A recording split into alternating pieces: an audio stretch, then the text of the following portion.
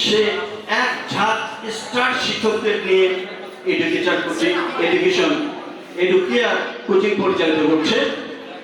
আমি খুবই পুলকিত অনুভব করছি। এই কারণে আমি এখানে এসে জানতে পারলাম এখান থেকে অনেকগুলো শিক্ষক নিবন্ধন পরীক্ষার জন্য এখান থেকে সেবা নিয়ে তারা আজকে অনেকে আমাদের সহকর্মী হয়েছে। আমি ভীষণ আনন্দিত। ধন্যবাদ এডুকেয়ার কোচিংকে। তো বিদায়ী ছাত্রছাত্রীদের উদ্দেশ্যে বলি, একটা প্রচলিত তো লাইন আছে, যেতে নাই দেবো হয় তবু যেতে দিতে হয় তবু চলে যায়। কথা হলো জাগতিক নিয়মেই মানুষ চলে যাবে এক সিঁড়ি থেকে আর এক সিঁড়িতে অতিক্রম তারা করবে। শিক্ষা জীবনে অনেকগুলো ধাপ আছে, সে ধাপের মধ্যে এটাও একটা ধাপ। আমরা প্রাথমিক থেকে পেরিয়ে মাধ্যমিকে গিয়েছি, মাধ্যমিক পেরিয়ে উচ্চ মাধ্যমিকে গিয়েছি, আজকে আমরা স্নাতক পর্যায়ে যাওয়ার জন্য একটা ধাপ অতিক্রম করছি। তো কথা হলো একদম সাফল্যের সর্বোচ্চে উত্তরণ করতে গেলে যদি ধাপটা অতিক্রম করতেই হয়। তো এই বিদায়টা কিছুই নয়, শিক্ষা জীবন থেকে বিদায় নেওয়া এত সহজ নয়। মৃত্যুর আগ পর্যন্ত আমাদের শিক্ষা নিতে হয়। তো আমি তোমাদের সফলতা মণ্ডিত একদম সাফল্য কামনা করি। আমি দোয়া করি তোমরা পরীক্ষায় ভালোভাবে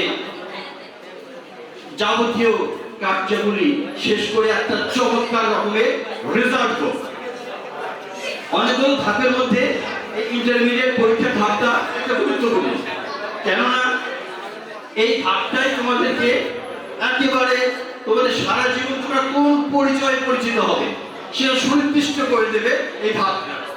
যদি ইন্টারমিডিয়েট পরীক্ষায় ভালো ফলাফল করতে পারো, ভালো একটা জায়গায় ভর্তি হতে পারো, তবে তোমরা নানা পরিচয়ে পরিচিত হবে।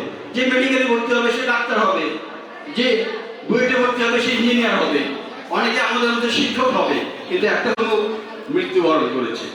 কাজেই এই ধাপটা মানব জীবনের জন্য অত্যন্ত গুরুত্বপূর্ণ ধাপ। আমি বিশ্বাস করি, আমি আশা রাখতে চাই তোমরা সকলেই এই ধাপটা সফলতার সঙ্গে অতিক্রম করবে। তোমাদের লক্ষ্যে তোমরা পৌঁছাবা, তোমাদের বাবা মার স্বপ্ন তোমরা পূরণ করবা, তোমাদের দ্বারা এই সমাজ উন্নত হবে, সমাজ উপকৃত হবে, সর্বোপরি আমাদের সোনার বাংলাদেশ উপকৃত হবে। তোমাদের কাছে আমি এটাই প্রত্যাশা ব্যক্ত করি।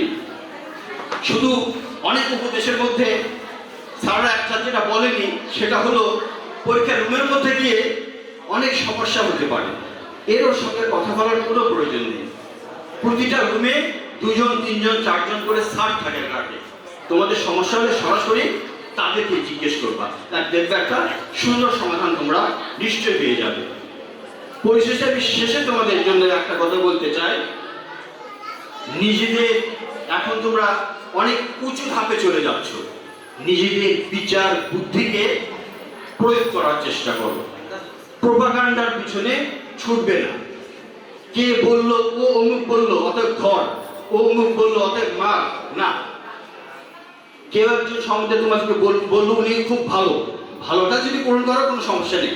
কেউ যদি তোমাদেরকে বলে সে খুব খারাপ বা অমুক জিনিস খারাপ, অমুক দল খারাপ, তার কর্মকাণ্ড খারাপ, না, কারো কথা এটা তোমরা করতে যাবে না। তোমাদের নিজস্ব যে বিচার বুদ্ধি বিবেচনা আছে সেটার প্রয়োগ ঘটাও, সেটার প্রয়োগ করে